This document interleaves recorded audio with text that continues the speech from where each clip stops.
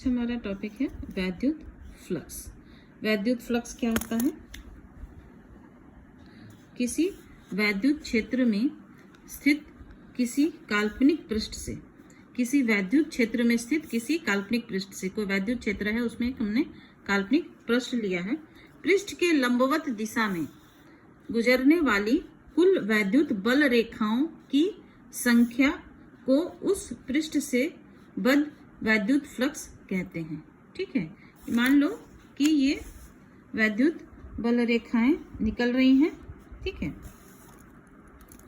वैद्युत बल रेखाएं निकल रही हैं किसी डायरेक्शन में बाहर।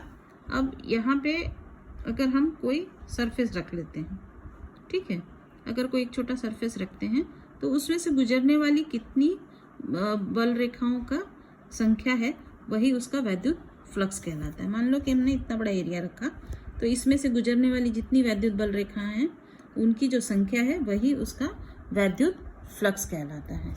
ठीक है, वैद्युत फ्लक्स को हम φE से प्रदर्शित करते हैं।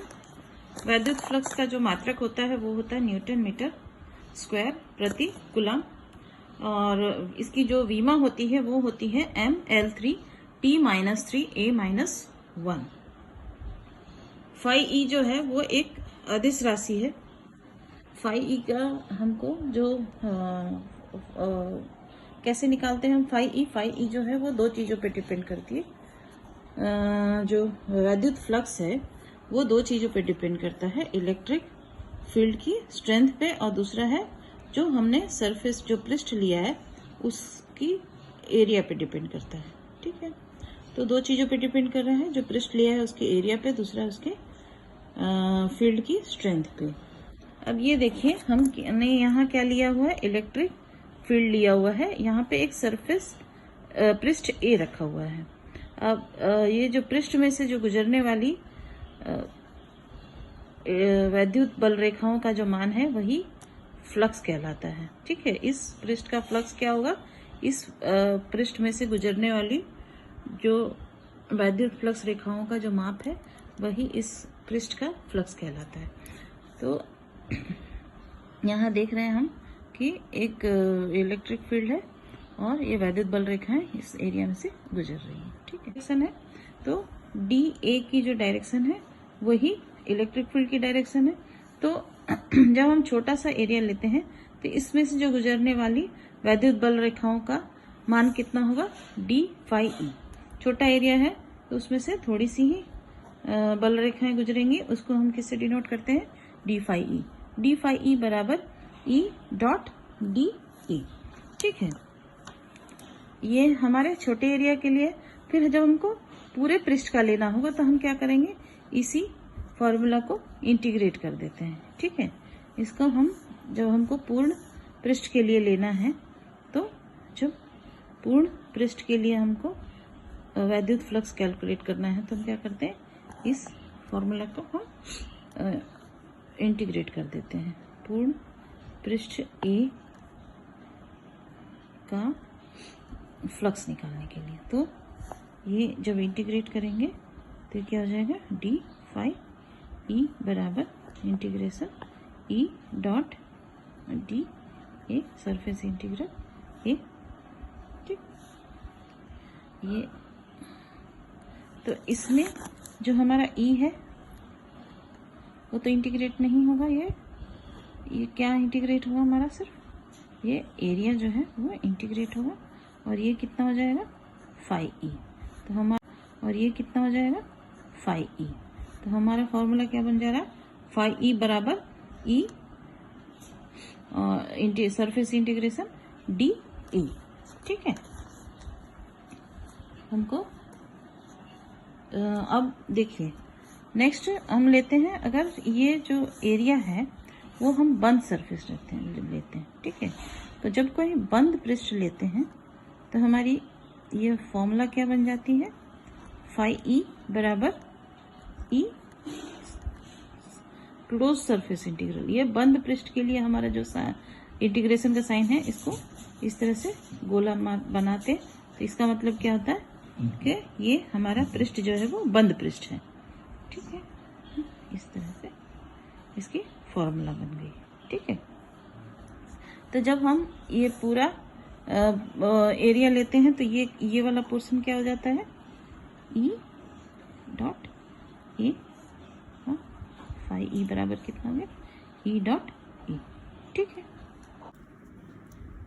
नेक्स्ट है, यदि बल रेखाएं पृष्ठ से बाहर जा रही हैं तब हमारा फाई ई का मान कैसा होता है, पॉजिटिव होता है। और यदि बल रेखाएं पृष्ठ से अंदर जाती हुई महसूस होती हैं, दिखाई देती हैं, तो वो फाई ई का मान कितना होता है, नेगेटिव होता है। ठीक है, फाई ई का मान नेगेटिव कब होता है, जब अंदर की ओर जा रही होती है, और सरफेस की जब अंदर की ओर जा रही हैं तो फाई ई हमारा नेगेटिव है, और जब सरफेस के बाहर निकल रही हैं तो फाई ई का मान हमारा पॉजिटिव हो जाता है। देखो यहाँ पे जब अंदर की ओर जा रही हैं तो हमारा फाई ई का मान क्या है, नेगेटिव है, और यहाँ से सरफेस में से बाहर जब निकल रही हैं तो हमारा जो वैद्युत फ्लक्स है वो पॉजिटिव हो जाता है। ठीक,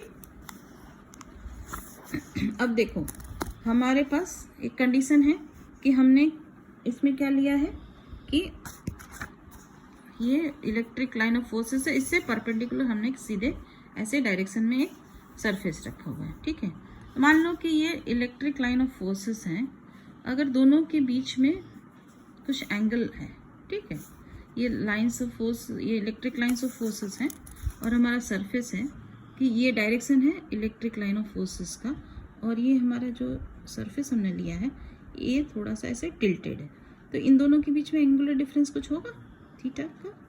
ठीक है, ये डायरेक्शन इलेक्ट्रिक फील्ड की है, ये सरफेस का डायरेक्शन है, तो इन दोनों के बीच में कुछ एंगुलर डिफरेंस है, उसको हम थीटा मान लिए। ठीक है, तो हमारी फॉर्मूला क्या बन जाएगी, जब दोनों के बीच में एंगुलर डिफरेंस होगा तो हमारा फाई ई कितना होता है, integration E dot D A, लेकिन जब दोनों के बीच में थोड़ा सा एंगुलर डिफरेंस होगा तो हमारा फॉर्मूला क्या हो जाएगा, phi E is equal to surface integration E D A cos theta.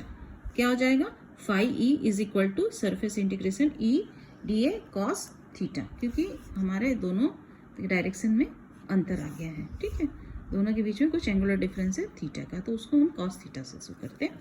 तो phi E is equal to E cos theta हमारा कॉमन बाहर आ जाएगा, बचेगा क्या, integration surface integration A D. ठीक, जब इसको हम सॉल्व करते हैं तो हमारा वैल्यू कितना आता है, ए। ठीक, तो हमारा फॉर्मूला क्या बन जाएगा, phi E is equal to E A cos theta, phi E is equal to E A cos theta. अब देखिए दो कंडीशन बनती हैं, मान लो कि हमारा जो इलेक्ट्रिक फील्ड का डायरेक्शन है और जो सरफेस हमने लिया है, दोनों के बीच में दोनों एक दूसरे से परपेंडिकुलर है। अगर दोनों एक दूसरे से परपेंडिकुलर है मतलब ये इलेक्ट्रिक फील्ड का डायरेक्शन है और ये तुम्हारा सरफेस है, तो दोनों के बीच का जो वो है एंगल है वो कितना है, 90 डिग्री है। नहीं सॉरी, ये है तुम्हारा, ये सरफेस ऐसे सीधे है तो इसका डायरेक्शन ये है। ठीक है, तो ये तुम्हारा डी ए है और ये तुम्हारा ई है, दोनों मतलब ये तुम्हारा इलेक्ट्रिक फील्ड है, ये सरफेस है, इससे परपेंडिकुलर है। ठीक, तो ये जो सरफेस है इसका हम दिशा जब निकालेंगे तो उसकी दिशा यही रहेगी, यही डायरेक्शन रहेगा, ये इलेक्ट्रिक फील्ड का डायरेक्शन है और सरफेस हमने परपेंडिकुलर रखा है, तो इसका जब ये जो परपेंडिकुलर सरफेस है इसका जब डायरेक्शन निकालेंगे तो डायरेक्शन उसका भी यही होगा। तो ये इलेक्ट्रिक फील्ड का डायरेक्शन है और डी ए का एरिया का भी डायरेक्शन है। ठीक है, सरफेस का डायरेक्शन और इलेक्ट्रिक फील्ड का डायरेक्शन दोनों सेम है। जब दोनों एक दूसरे से परपेंडिकुलर है तो दोनों के बीच का जो एंगुलर डिफरेंस है वो ज़ीरो होता है। तो जब थीटा बराबर ज़ीरो लेंगे और ये फॉर्मूला में जब रखेंगे तो कॉस ज़ीरो कितना होता है, 1 होता है। कॉस ज़ीरो का मान कितना होता है, 1 होता है। तो कॉस ज़ीरो का मान जब 1 होगा तो फाई ई कितना हो जाएगा, E bar E dot A, phi E is equal to E A, ये मैक्सिमम होगा। सबसे ज़्यादा बल इलेक्ट्रिक फ्लक्स कब मिलेगा, जब हमारा सरफेस इलेक्ट्रिक फील्ड के डायरेक्शन से परपेंडिकुलर होगा, जो उसका सरफेस ऐसे होगा और उसकी डायरेक्शन, लेकिन सरफेस की डायरेक्शन और ये दोनों डायरेक्शन सेम होगी। इलेक्ट्रिक फील्ड की डायरेक्शन और सरफेस का डायरेक्शन सेम होगा, लेकिन दोनों का सरफेस इससे परपेंडिकुलर होगा। रखने के टाइम पे हम देखेंगे कि ऐसे रखा हुआ है और इसकी डायरेक्शन ऐसे है, तो दोनों का जब डायरेक्शन सेम है तो हमारा phi is equal to E A हो गया। और when theta is equal to 90 degree, theta 90 degree कब होगा, जब हम ये जो सरफेस है, ये इलेक्ट्रिक फील्ड है और ये सरफेस ऐसे रख दिया, ठीक है, ये सरफेस हमने ऐसे कंसीडर किया, ये कंसीडर किया तो इसकी डायरेक्शन किधर आएगी, ऊपर आएगी। तो दोनों के बीच का जो इलेक्ट्रिक फील्ड और इसका ए का जो डायरेक्शन है वो दोनों के बीच में 90 डिग्री का कोण आ जाता है। तो 90 डिग्री का कोण कब आ रहा है, जब हमारा ई इज़ पैरेलल टू ए। दोनों ये डायरेक्शन, तुम्हारा इलेक्ट्रिक फील्ड का डायरेक्शन भी ये है और तुम्हारा सरफेस भी ऐसे रखा हुआ है, ठीक है। तो इलेक्ट्रिक फील्ड का डायरेक्शन तो ये हो गया और सरफेस का डायरेक्शन ये हो गया, रखा तुमने सरफेस ऐसे, डायरेक्शन उसका ये हो गया, तो दोनों के बीच का डिफरेंस 90 डिग्री का हो गया। तब हमारा थीटा ई का मान कितना होता है, 0 होता है। सिंपल सा लॉजिक है। अगर तुम्हारा इलेक्ट्रिक फील्ड ऐसा है, सरफेस तुमने ऐसे रखा है, तो मैक्सिमम उसमें से निकल रहा है, और तुमने इलेक्ट्रिक फील्ड के दिशा में ही ऐसे अगर सरफेस कंसीडर किया है, ये इलेक्ट्रिक फील्ड की डायरेक्शन, और तुमने सरफेस ऐसे रखा है, तो इसमें से एक भी बल रेखाएं नहीं गुजरेंगी, ठीक है ना।